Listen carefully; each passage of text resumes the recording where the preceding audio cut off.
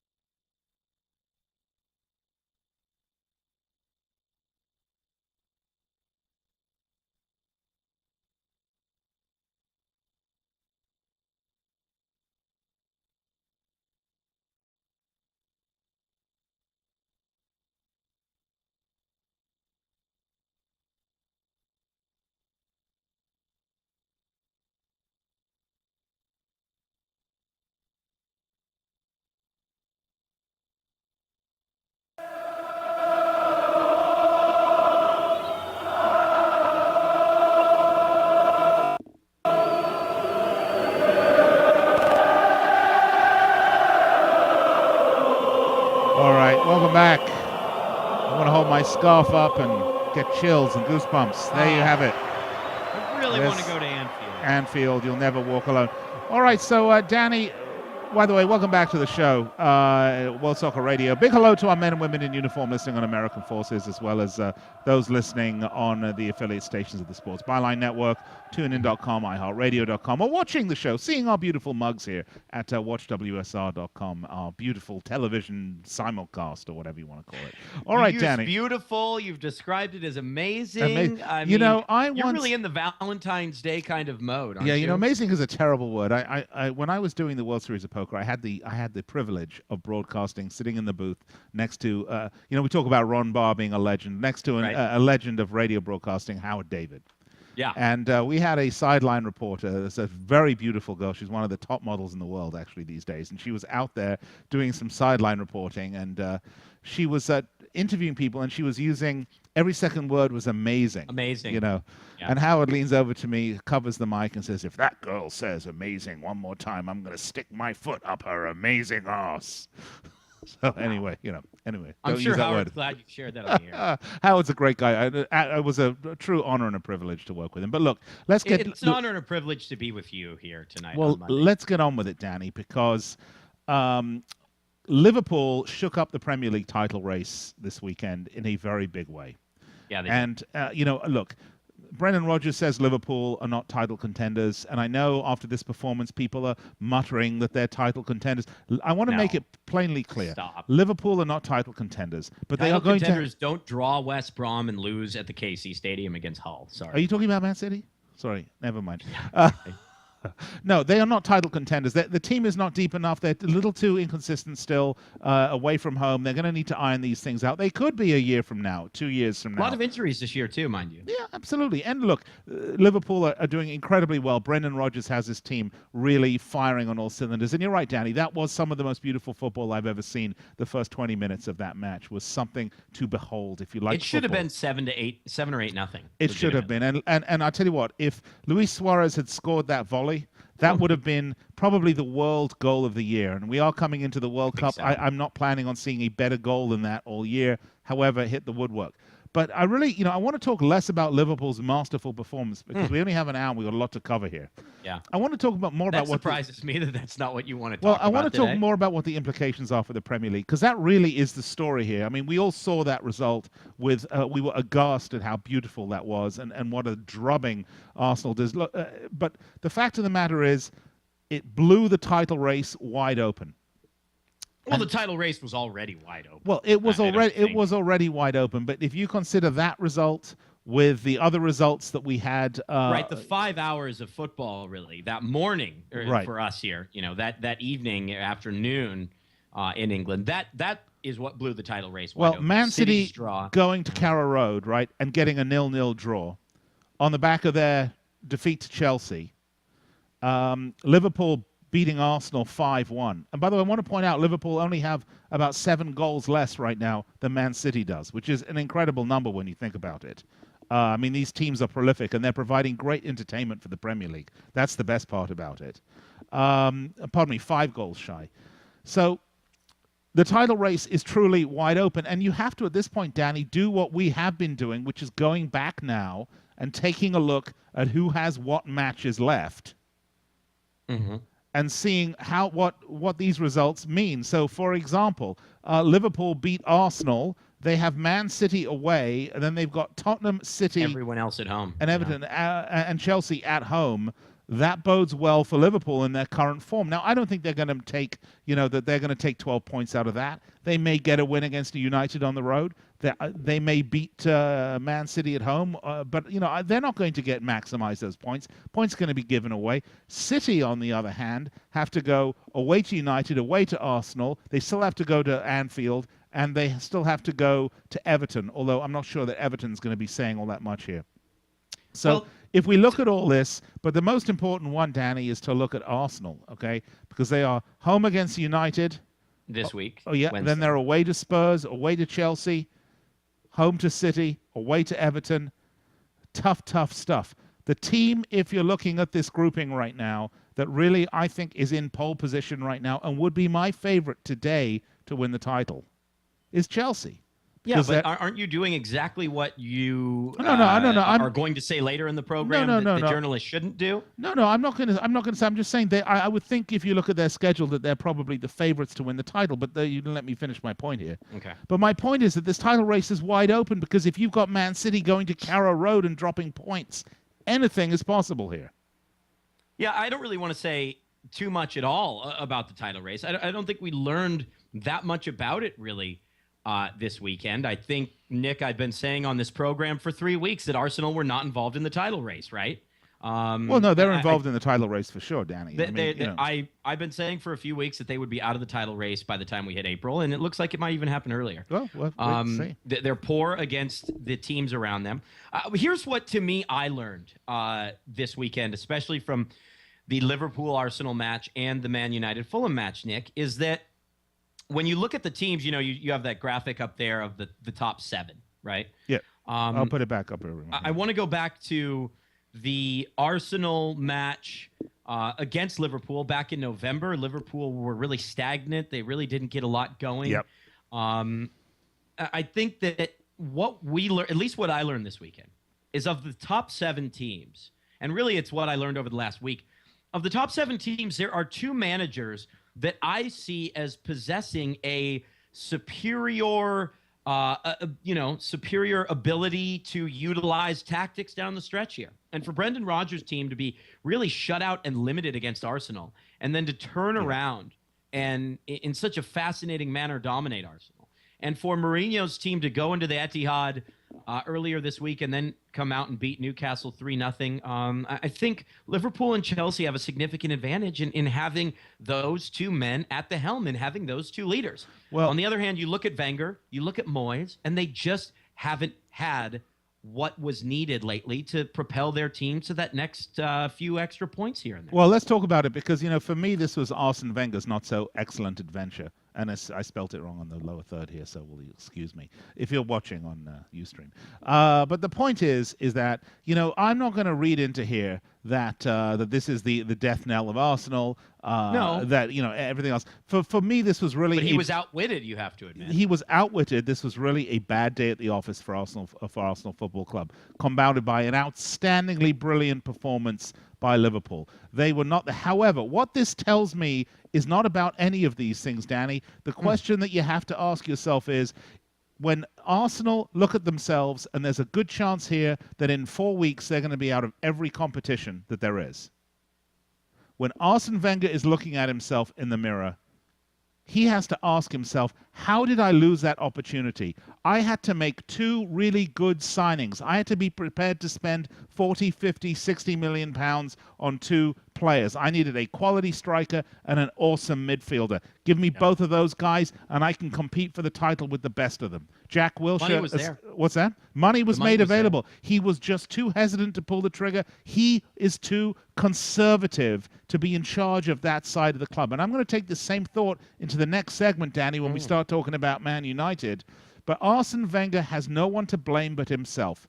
Their failings were obvious. Their failings were glaring. It's not that they're not a great team. It's not that he's not a great manager. It's not that he's tactically inept, even though he didn't get it done on the day. It is that he is short of the right personnel in the right positions there. He is 2 players shy of being a real title contender, and he had the opportunity not once but twice to do it, Danny, and he kept passing on it because he was off by $1 million or off by $2 million. You know what? How much would you lose by ending in 3rd place as opposed to 1st place? But it's more than that, Nick. He's brutally outwitted by by Brendan Rodgers. Yeah, he was. Really, his tactics all season have been to do the same thing over and over again. And sometimes, especially in this league where teams know each other so well, you have to do things differently.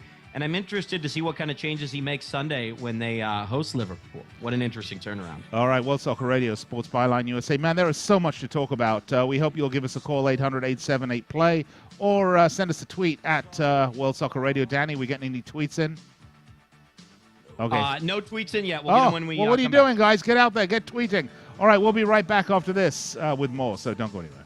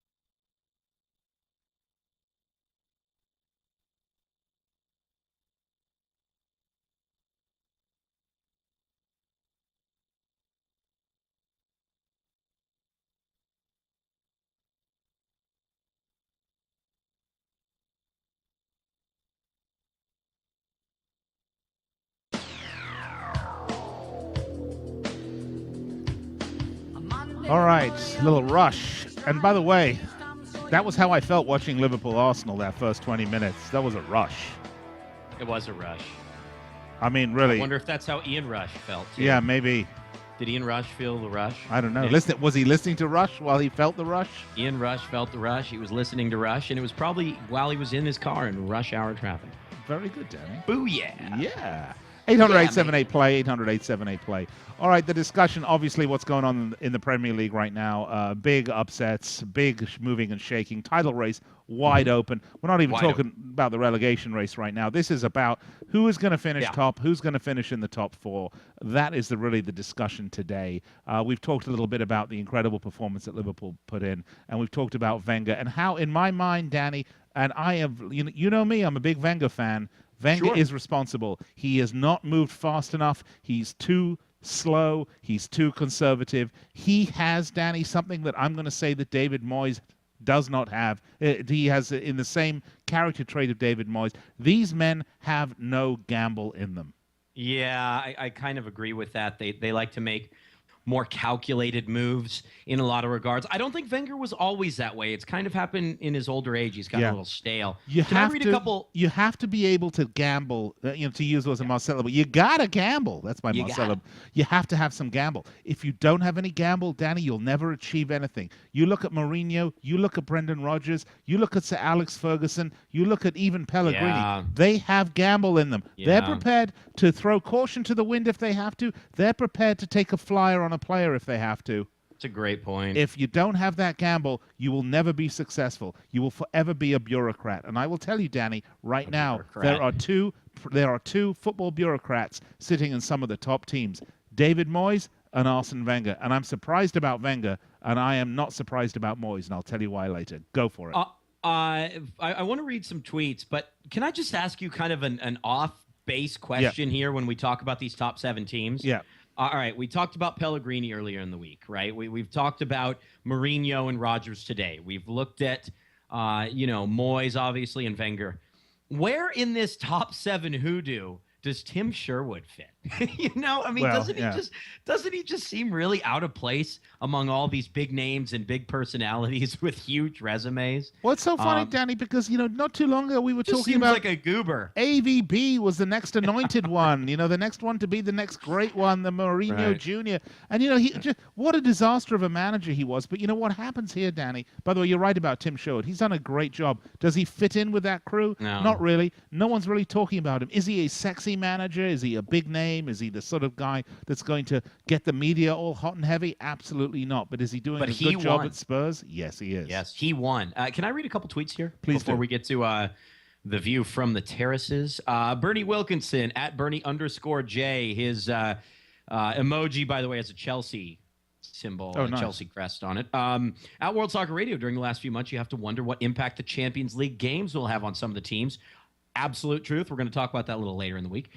He says, I admire the depth of CFC moving into the compact schedule ahead. Arsenal and others don't have the depth to cope. And you know what? I think when he says that, I agree with him, first of all. And I think furthermore, you have to look at teams like Barcelona that really don't have that depth either.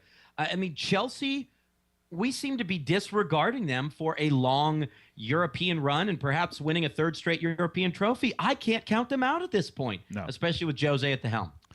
No, I think those are all great points. Chelsea are, for me, the best example of what happens when your manager has a plan, has a view, has a vision, is prepared to gamble to get there. It's going to take the good with the bad, but building team cohesion, getting the right players, and being prepared to offload a player like Juan Mata. You cannot tell you how gutsy a move that is.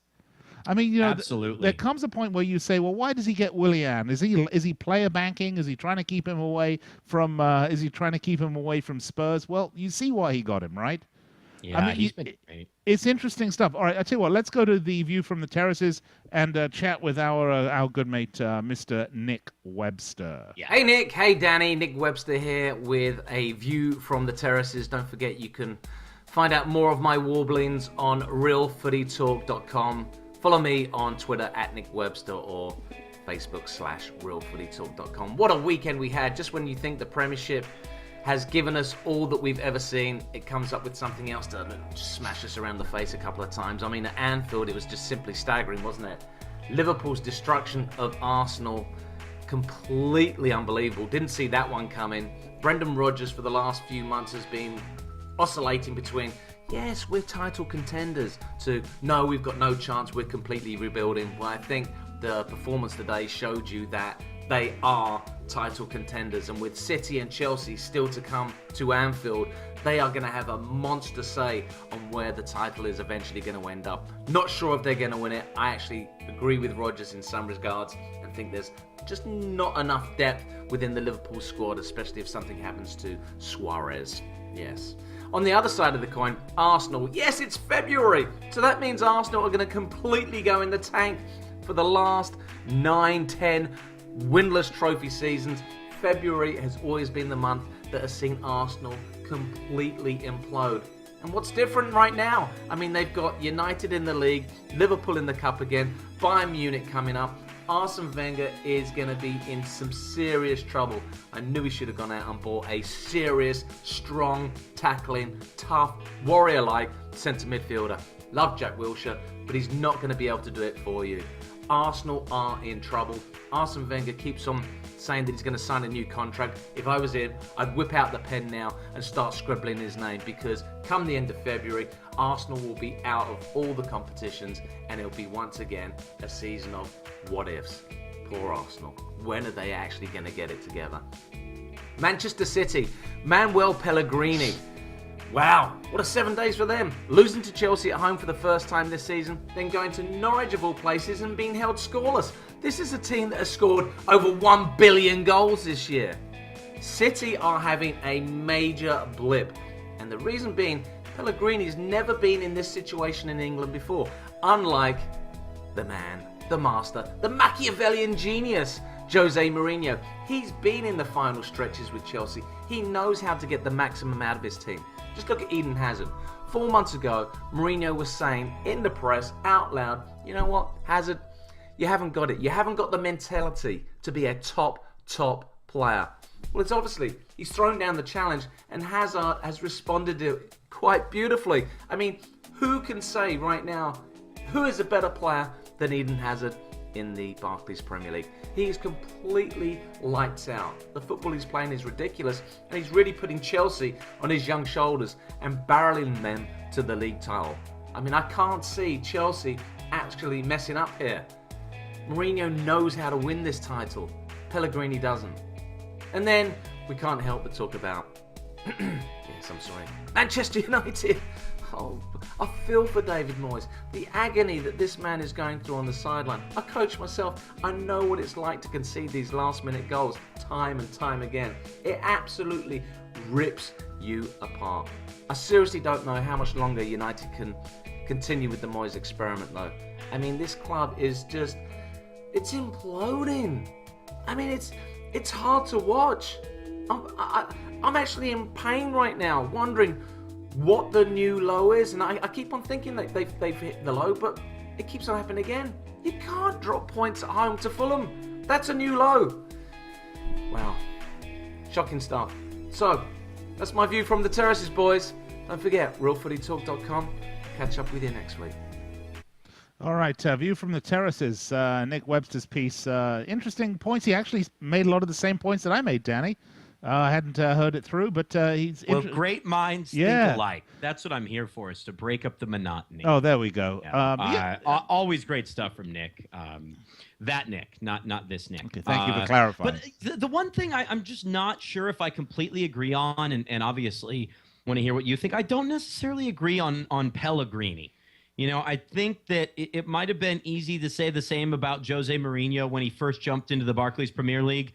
But I think sometimes that naivety in management can actually benefit you in the league. And I think we would still be singing Pellegrini's praises if he hadn't lost over the last 2 games his, key cog in the defensive midfield in Fernandinho.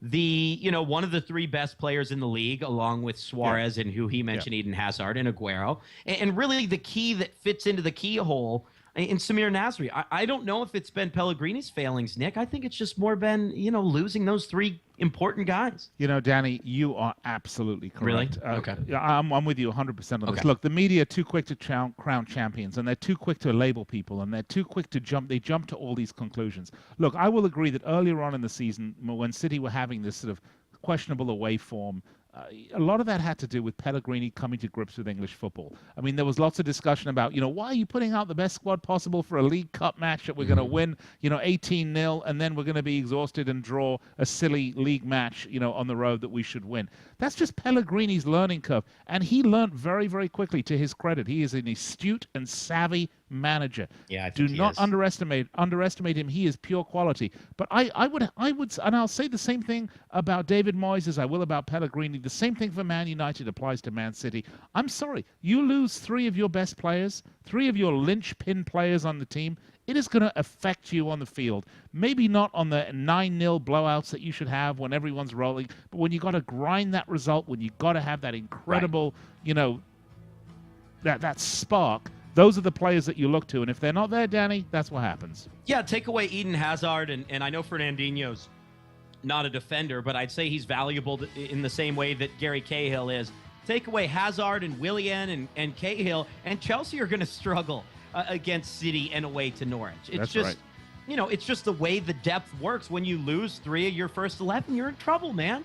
Danny, there is never enough time on this show. Of course, every weeknight, 9 p.m. Eastern Time. We have to go to break. When we come back, let's talk about what's going on at Old Trafford. And it was at Old Trafford. It was not anywhere else. We'll talk about that coming up next on World Soccer Radio. If you've got a thought or a comment, 800-878-PLAY. Send us a tweet at World Soccer Radio. We're going to take a break and be right back after this. It was sometimes you think there was a... Hey, girl.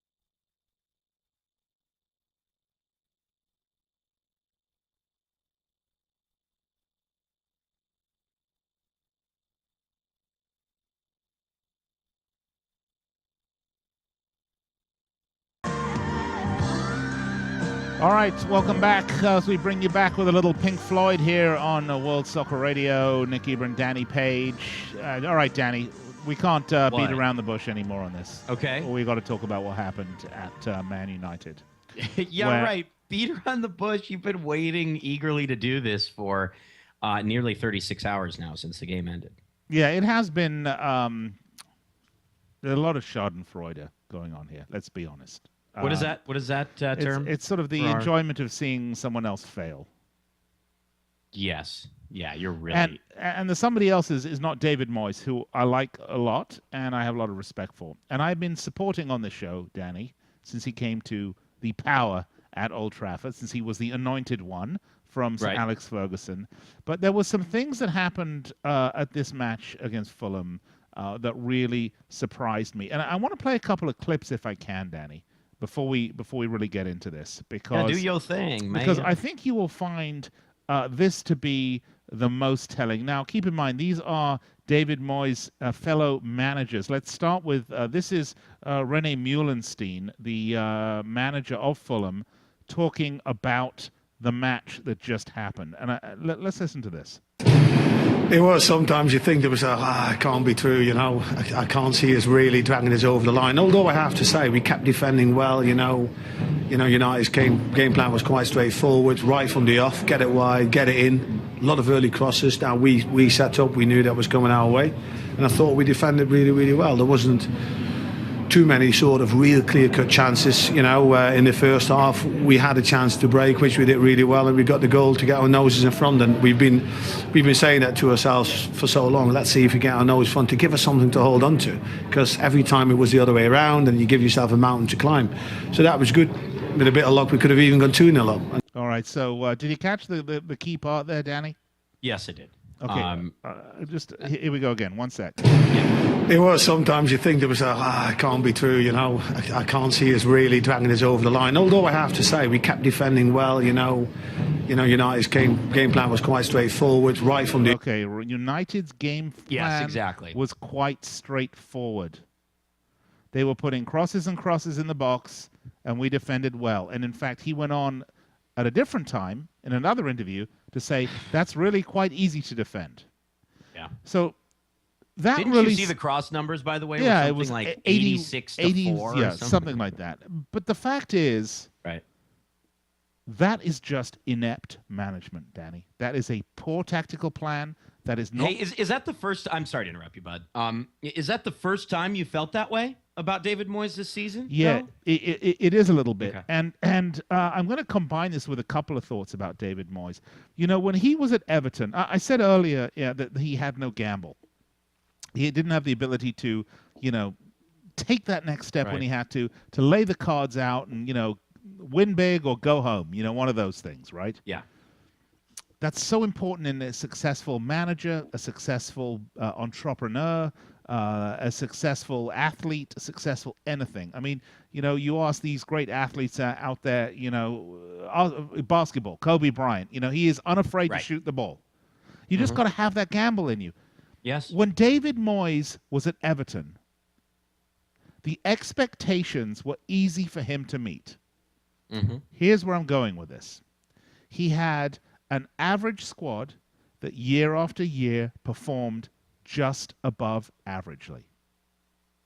Above what they were expected to do. Above, they performed more than above average. They performed marginally above expectation. So yes, but expectation at a club like they were never in a relegation battle. They stayed in the top 5 to 8 most of the time. That was right. I mean, right. It was you're going to just kind of steer the ship through calm waters, and maybe it'll be a little choppy one year, and maybe the next year it'll be smooth sailing. But we don't expect you to get there first. We don't expect you to get there fourth. We just want you to be there in the top group. And he had the squad to do that, and he was never pushed to do anything more. And it was easy. He was on overdrive, Danny. So now you go to United and they say, well, why do you bring David Moyes in? Why do you bring a guy like that into this situation, okay? You bring a guy like that into this situation because you're happy with the way the ship is going. You're the title winners last year. You're keeping largely the same squad. Everything's pretty much the same. I just need a captain to sail this ship the way the ship has been sailed up till now. Of course, you don't want David Moyes to be at the helm when the ship is leaking water or the engine busts or you're on the Starship Enterprise and the dilithium crystals have overloaded. That's not the right Don't know guy what that for means. you. You do too. And, that's not the right guy. And that's why he's out of his depth right now, Danny. He is not a guy to drag a club up and to instill and make that change happen. That's a Mourinho, okay? That's a Pellegrini. That's what these guys will do. That's not even a Wenger, by the way. Wenger's not doing that either. Considering this was Ferguson's hand-picked successor, I think Ferguson really missed something. And that's that this team needed a lot more than someone to keep the ship a caretaker manager, on the same basically. course. Yeah. Right. No, and that's exactly. This group was they need to rebuild the entire back line. They need to rebuild much of the midfield. And in 2 years, they're going to need to rebuild the front line as well. I mean, this is a team that needed a whole lot more than someone just to step in. And Alex Ferguson is an intelligent man. He's a gambler, as you've said. Yep. He knows football and knows it so well. How could he not see this, Nick? Was he just too proud? That's the question, Danny. That's exactly the question. Proud? I love David Moyes. I'm telling you right now, he is out of his depth, and I have finally come around to that conclusion. As much as I personally like the man and admire him, this is not the right job for him. A job of rebuilding a massive team like United is not for David Moyes to do. What happens is what happens here. Now, I want you to check this out. This is Alan Pardew. He just gave this interview not too long ago. There's always an incentive in football. Always. Your professional pride is the minimal. But in front of us, the result at Man United yesterday was a result that cheered me up because it gives us a chance to try and catch them. And I think if we can try and finish above Man United, that will be a hell of achievement for this club, regardless of anything else. So that's the immediate incentive for us, and then see where it takes us. Wow. That's Alan Pardew at Newcastle United being incentivized by Man United to finish above them. See, it's going from bad to worse, Danny. What's happening now is that once there's blood in the water and the sharks are circling, David Moyes is not the right guy. I'm going to tell you what they need to do. Sorry, go ahead. I have a tweet I want to get to, but please go right ahead. Is that all right? Yeah. I'll be quick. This is a great one. I have an Arsenal tweet I'd like to get to in a minute, but here's a great one from H. Franklin Jarrett at HF_Jarrett. Here's an interesting statistic on David Moyes' manager from last season to this season, okay? David Moyes at this point last year had 42 points. David Moyes at this point this year has 41 points. David Moyes at this point last year was plus 10 on goal difference. David Moyes at this point this season is plus 10 on goal difference. I'm sorry, go ahead, Nick. No, but that's exactly identical. That is the point that I'm making. Essentially, that is statistics backing up the point. David Moyes does not have the personality to be a world-class manager because he has not an ounce of gamble in him. He is too conservative. He is too much a bureaucrat. He is a guy that is not built for that role. As much as I love him, as much as I think he's a terrific guy, and he is, this is not the job for him. Man United are in trouble. The way out of this, quite frankly, Danny, is very simple. So Alex Ferguson has to get involved as director of football. Be there, retool the team, get the ship where it is, sailing in the right seas with the right crew, and then hand it basically to then take the back seat. Without that, it's going to be a lot of disappointment for Man United fans. And I'm not just saying that as a guy that's rubbing my hands, enjoying their misfortune. I'm saying that as a guy that's watching a fascinating study in leadership unfold in front of me. But I just don't think. I think the problems at United are so much greater, and they will last over a longer term than that. I mean, at this point, I don't think the Pope, Mother Teresa, Sir Alex Ferguson, and Jose Mourinho could put United in the top four. I mean, really, this is an old team that is any team that needs their back line completely rebuilt has some serious trouble. I mean, even when we looked at Liverpool having to rebuild 3-4 years ago, you had Skirtle and Johnson and Agger there. This is who can really play on that back line. Well, Danny, they're going to rely on Johnny Evans and Phil Jones, Moyes said in the press last week? No, look, Alex Ferguson got where he did through brilliance, through identification of talent, but the class of 92 were the guys that got United all those years of success, year after year after year. He built an incredible core of the team that was inculcated in his particular theory, that were students of Alex Ferguson, that were able to execute it well and were extremely brilliant players. And they just don't have that anymore. Instead, they're investing their money in crazy, crazy scientific experiments, Danny. I mean, here you go. Maybe they should. Maybe they should not try reanimating Carrot Top, because there's a picture of Mick Hucknall and Alex Ferguson. Didn't I send you that before and after shot of Alex Ferguson and the guy from Simply Red and whoever it is? I'm sorry to change the subject, but I mean, doesn't that look like the corpse of Carrot Top? I mean, that is one unhealthy looking man. Oh my gosh! Send us a tweet, by the way. What do you think that looks like at World Soccer Radio? I think it's the corpse of Carrot Top. All right. I got another tweet to get to here. Okay. It's a new tweeter to the show. It's Andrzej Koziel, and sorry, his real name is Andre Villas-Boas. Yeah, right. No, first name is spelled Andrzej. Anyway, he says Arsenal will fall apart in February. Transfer failings will catch up, just like at United. Absolutely. And he brings up a good point here, Nick. Liverpool transfer deadline was a joke, but apparently he's a Liverpool supporter, but we have the strike force to just outscore teams.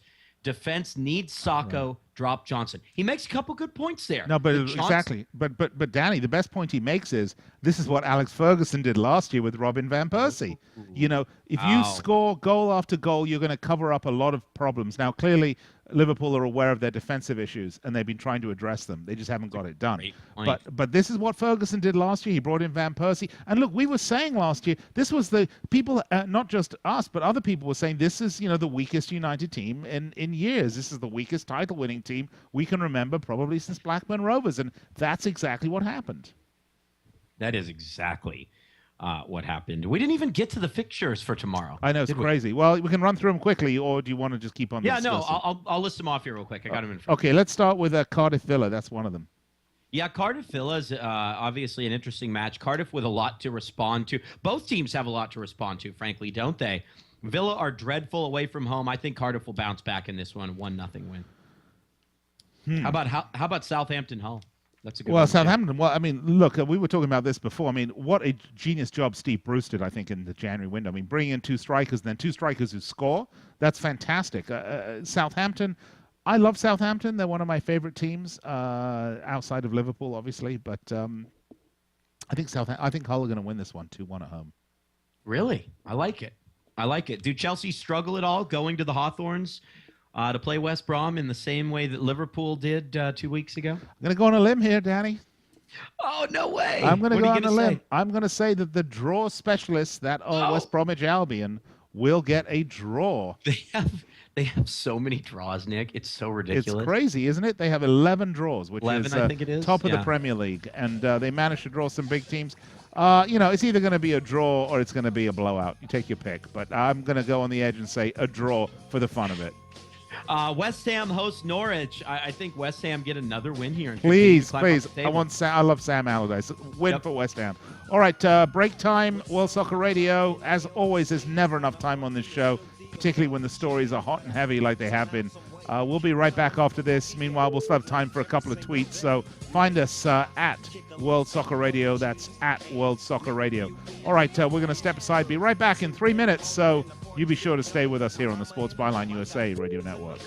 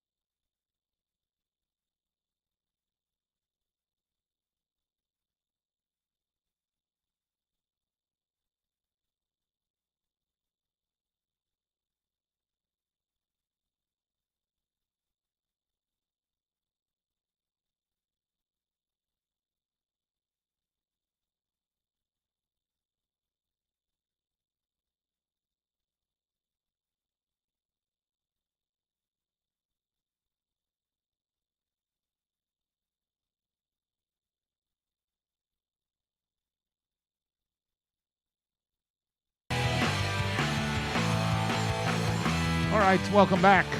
Nick and Danny with you as we get ready to wrap up the show. And so a lot of matches tomorrow, Danny. I'm excited. Should be a fun day. It's always a fun day when we have midweek Premier League matches. Yeah, Wednesday as well, either 5 or 6 matches. Come on. I mean, Fulham need to get it together with this tube strike, you know?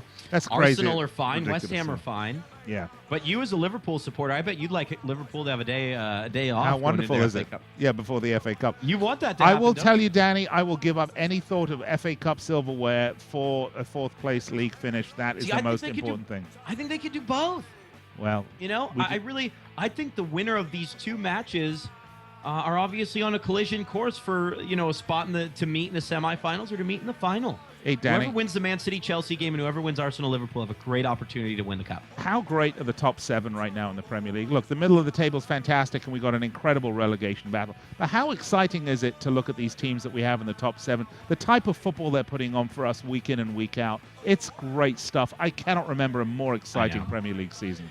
The only thing about the relegation battle is that we just don't know, really. It changes week to week. Yeah, you know? that's right. The situation changes every week, so it's a little early for us to really start zeroing in on exactly what is happening. I'm a bit confused by it all at this point, at least. Well, I'm not surprised about that, Danny. But you did go to USC. All right, hope you enjoyed the man. show. By the way, just a reminder, you can see all of the shows. Every one of them are up on YouTube. Yeah, you can go back and see them. Go to watchwsr.com. Of course, you can listen to them all at iHeartRadio. Why don't you go there and make us add us to your daily pulse, of course. We're also on iTunes and TuneIn.com. And, of course, American Forces and the Sports Byline Network. So we will be back with you tomorrow, 9 p.m. Eastern Time. We'll have an opportunity to talk about all of the matches. Let me rephrase that. I will be back with you tomorrow. Yep, Danny taking the day off. Yeah, and then we'll be both in studio coming up Wednesday.